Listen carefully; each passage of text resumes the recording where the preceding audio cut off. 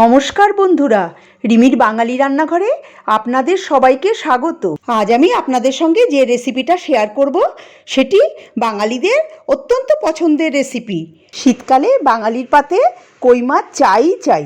ভিডিওটা শেষ অবধি দেখবেন আর পছন্দ হলে লাইক আর কমেন্ট করে আমাকে জানাবেন। সাবস্ক্রাইব করে বেল আইকনটি প্রেস করে দেবেন। সবার প্রথমে আমি একটা বাটি নিয়েছি।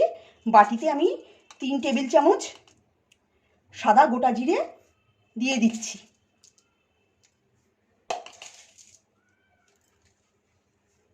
আর দিয়ে দিচ্ছি 5টা শুকনো লঙ্কা, আস্ত শুকনো লঙ্কা এর মধ্যে দিয়ে দিচ্ছি। সামান্য গরম জল দিয়ে এটাকে ভিজিয়ে দেব। ভিজিয়ে আধ ঘন্টা রেখে দেব। গরম জলে গোটা জিরে ভিজিয়ে দিলে এটা অনেকটা নরম হবে আর শুকনো লঙ্কা ঝাঁঝও চলে যাবে। এবার আমি এটাকে আধ ঘন্টা ভিজিয়ে রেখে দেব। আমি 6 পিস কই মাছ নিয়েছি। কই মাছকে আমি ভালো করে পরিষ্কার করে ধুয়ে নিয়েছি।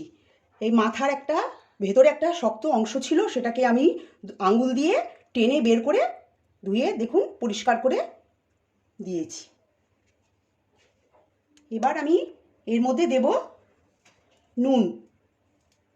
অল্প পরিমাণে নুন দিলাম, অল্প পরিমাণে হলুদ গুঁড়ো দিলাম, আর একটু সর্ষের তেল এর মধ্যে দিয়ে এটাকে ভালো করে মেখে নেব।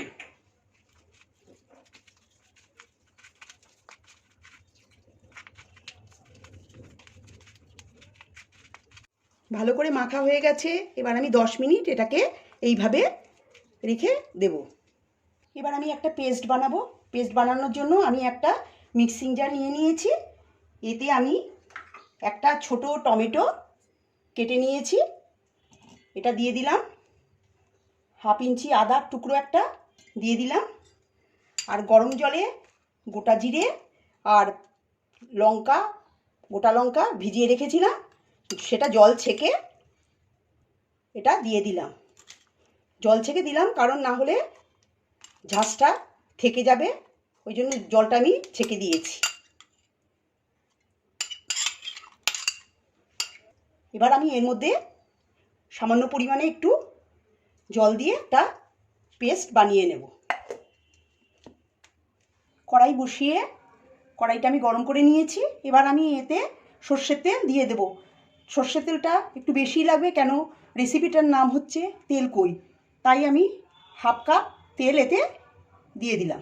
সর্ষের তেল এতে দিয়ে দিলাম। তেল গরম হয়ে গেছে। এবার আমি মাছগুলো এক এক করে ভেজে তুলে নেব। গ্যাসের আঁচটা আমি মিডিয়ামে রেখেছি।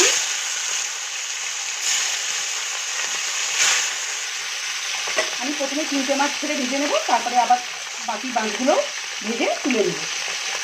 মাছটা আমি খুব বেশি ভাজবো না, হালকা করে ভেজে তুলে নেব।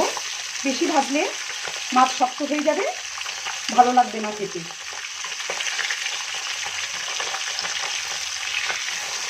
আমি এক পিঠ ভাজা হয়ে গেছে, আর এক পিঠ উল্টে দিলাম।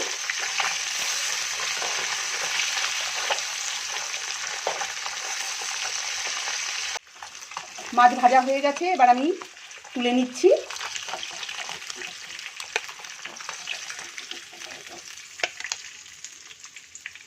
আর মাছগুলোকেও আমি এইভাবে ভেজে নেব। গ্যাসের আঁচটা আমি মিডিয়ামে রেখেই ভাজছি। সমস্ত মাছ ভাজা হয়ে গেছে, তুলে নিলাম আমি। ওই তেলে আমি দিয়ে দিচ্ছি 1/2 চা চামচ কালো জিরে আর 2টো কাঁচা লঙ্কা দিয়ে একটু আমি এটাকে ভেজে নেব হালকা করে। গ্যাসের আঁচটা আমি কম করে দিয়েছি। এবার আমি ওর মধ্যে মিক্সিতে যে পেস্টটা করে রেখে দিয়েছিলাম, টমেটো, আদা, জিরে আর শুকনো লঙ্কা দিয়ে পেস্টটা এর মধ্যে দিয়ে দিলাম। গ্যাসের আঁচটা কম করে এটাকে ভালো করে নাড়িয়ে নেব আর কষিয়ে নেব। 2 মিনিট এটাকে ভালো করে কষিয়ে নেব। গ্যাসের আঁচটা আমি মিডিয়ামে রেখেছি। তেল কই করতে আমি এই পেস্টে যা যা দিয়েছি, আর কোনো মশলা আমি দিচ্ছি না। এতে খুব অল্প মশলাই লাগে। 2 মিনিট কষানো হয়ে গেছে। এবার আমি এর মধ্যে দিয়ে দেব হাফ চা চামচ হলুদ গুঁড়ো, লবণ স্বাদ মতো, আর দেব হাফ চা চামচ চিনি। চিনিটা দিলে স্বাদটা খুব ভালো আসবে। গ্যাসের আঁচটা আমি মাঝারিতে রেখে এটাকে কষিয়ে নিচ্ছি। আমি 3 মিনিট ভালো করে মিডিয়াম আঁচে কষিয়ে নেব। তেলের পরিমাণটা একটু বেশিই লাগবে। রান্নাটা আপনারা সর্ষে তেলেই করবেন। 3 মিনিট কষানো হয়ে গেছে, মশলার গা থেকে তেলও বেরিয়ে গেছে। এবার আমি এর মধ্যে দিয়ে দেব জল। মিক্সিং জারের গায়ে যে মশলাটা লাগানো ছিল তাতে আমি হাফ কাপ গরম জল মিশিয়ে এর মধ্যে দিয়ে দিলাম। দিয়ে এটাকে ভালো করে নাড়িয়ে দেব।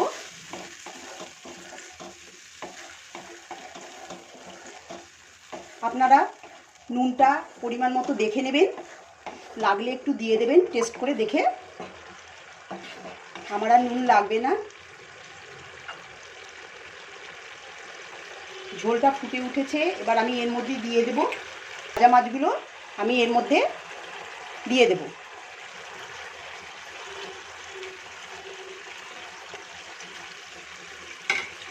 দিয়ে ভালো করে এটা মশলার সঙ্গে মিশিয়ে দেব।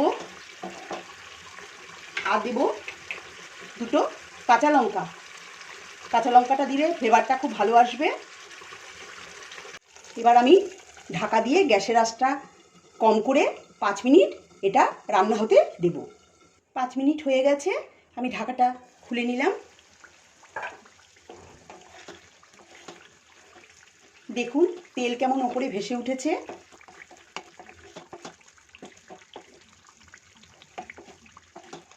এবার আমি এর মধ্যে দিয়ে দেব হাফ চা চামচ কাঁচা সর্ষের তেল। সর্ষের তেলটা দিলে গন্ধটা খুব ভালো আসবে। আমার রান্না হয়ে গেছে, আমি গ্যাস বন্ধ করে দিলাম। 2 মিনিট আমি ঢাকা দিয়ে রেখে দেব। আমার আজকের রেসিপি যদি ভালো লেগে থাকে তবে কমেন্ট করে জানাবেন। নতুন বন্ধু হয়ে থাকলে আমার চ্যানেলটিকে সাবস্ক্রাইব করার অনুরোধ জানালাম। পাশে থাকা বেল আইকনটি নিশ্চয়ই প্রেস করে দেবেন, তাতে আমি নতুন রেসিপি আপলোড করলেই আপনাদের কাছে নোটিফিকেশন পৌঁছে যাবে।